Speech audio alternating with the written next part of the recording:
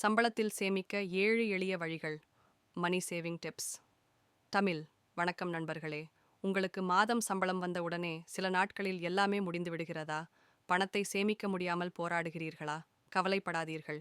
இன்று நாம் சம்பளத்தில் சேமிக்க 7 பிராக்டிக்கல் டிப்ஸ் பார்க்கலாம். டிப் 1. 50-30-20 விதி. உங்கள் சம்பளத்தை 3 பாகம் பண்ணுங்க. 50% தேவையான செலவுகளுக்கு, rent, bills, groceries.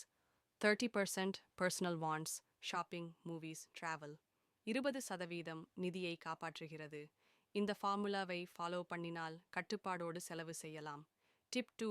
Automatic savings. Salary வந்தவுடனே பேங்கில் ஆட்டோ டிரான்ஸ்ஃபர் எஃப்டி அல்லது ஆர்டிக்கு செட் பண்ணுங்கள். பணத்தை கையில் வைத்திருந்தால் செலவு செய்து விடுவோம்.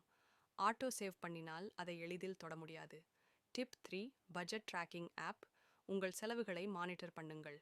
வால்நட், மானி மேனேஜர் மாதிரி அப்ஸை உபயோகம் பண்ணினால் எங்கு அதிகம் செலவாகிறது என்பதை எளிதில் தெரிந்து கொள்ளலாம். Tip 4. Avoid unnecessary loans. Credit card interest மிகவும் அதிகம். தேவையில்லாமல் ஸ்வைப் பண்ணாதீர்கள். பர்சனல் லோன்களை அவாய்ட் பண்ணினால் மந்த்லி பர்டன் குறையும். Tip 5. Cash envelope system. Salary வந்ததும் காஷ் எடுத்து சிறு என்வெலோப்ஸா டைவைட் பண்ணுங்கள். Example, groceries, travel, entertainment. அப்போ ஓவர் ஸ்பெண்டிங் நடக்காது. டிப் 6. Reduce luxury spending. அவசியமில்லாத ஆன்லைன் ஷாப்பிங், ஆஃபர்ஸை அவாய்ட் பண்ணுங்க. தேவையானதை மட்டும் வாங்கும் பழக்கம் உங்களுக்கு அதிகம் சேவ் செய்ய உதவும். டிப் 7.